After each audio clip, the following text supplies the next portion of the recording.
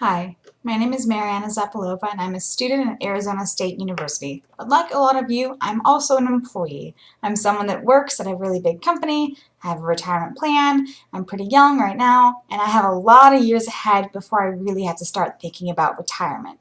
But what I'm going to talk to you today is about why it's really important to start considering retirement now.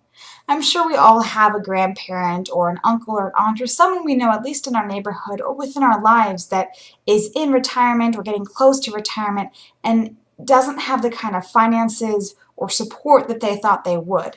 For example, I have an aunt of mine, she was going into retirement and realized that she would have to considerably downsize because she was not able to save enough. And in order to make it by month over month, just by Social Security, she would have to drastically change how she lives her life. And that is the case that a lot of people are feeling now. We found that Social Security, especially for our generation, is just not going to be enough. So for example, say you're a 30-year-old right now and you're making $50,000 a year, you can realistically expect in Social Security less than $22,000 a year in today's dollars. So that means even if you've been contributing to Social Security for most of your life while you're working, making good income, etc., you will not get that same kind of income replacement in retirement. So another thing to consider about Social Security and retirement in general is how things have changed over the years. So in the past, and if you think of prior generations and our generations before us, when you had employees that worked at a company for a long time, they would get what's called a pension. So a pension means you get this distribution from an account and it happens automatically and it's like income for the rest of your life. But that's not the case now. You have people that pensions are no longer being funded, and in their place you're getting what are called 401ks. So what I'm going to talk today is the importance of saving, the importance of being able to understand retirement, understand investing, the difference between retirement plans at an employer and then individually sponsored retirement plans on your own, and then also what to do once you realize that yes, you do have to save a bit more. So we're going to go on this journey together.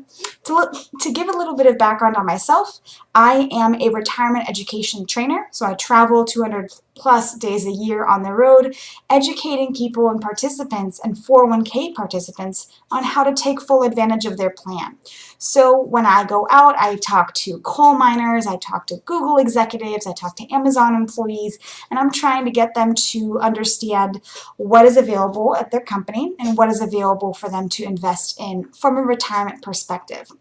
But I feel like a lot of the time, I wish I could get out there earlier. I wish I could reach them when they were in college, when they were in high school, when they were in grade school, because they found that a recent study showed that freshmen in college are grossly underprepared for financial matters, and students that don't have a good understanding of financial literacy in high school and the early years of college tend to be significantly less prepared for retirement. So because of these absence of these plans, these defined benefit plans that just paid it out for you, it's up to all of us to learn how to work a 401k, how to contribute into an individual retirement account or an IRA, and the best ways to do that to make it as simple as possible.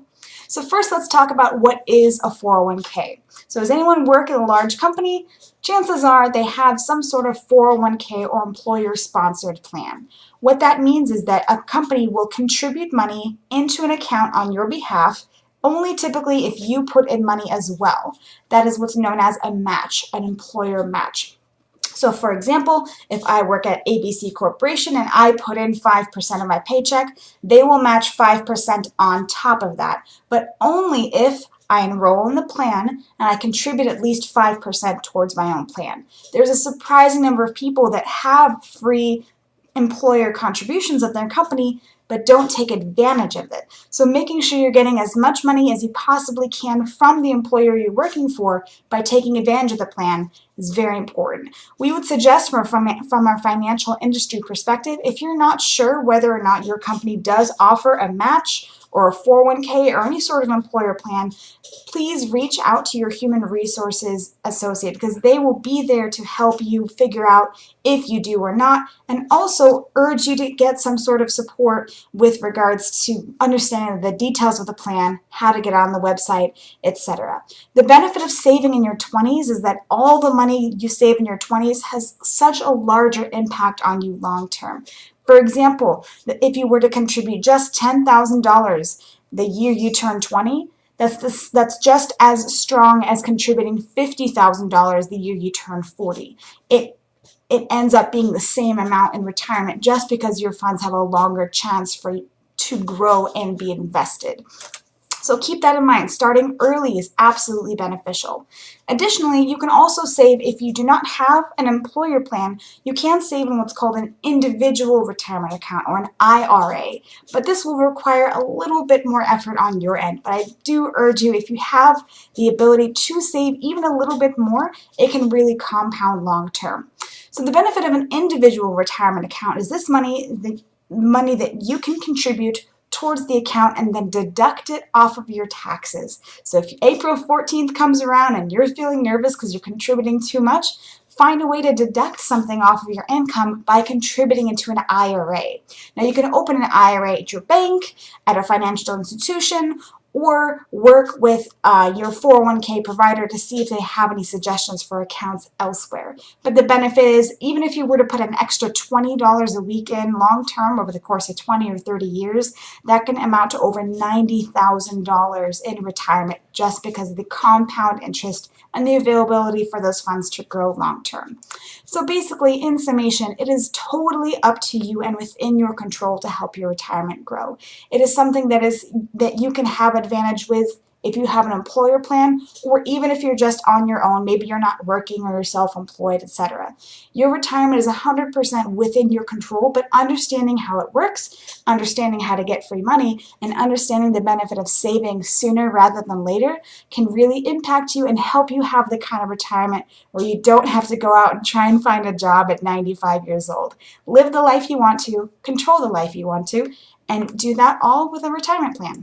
Thanks so much for watching.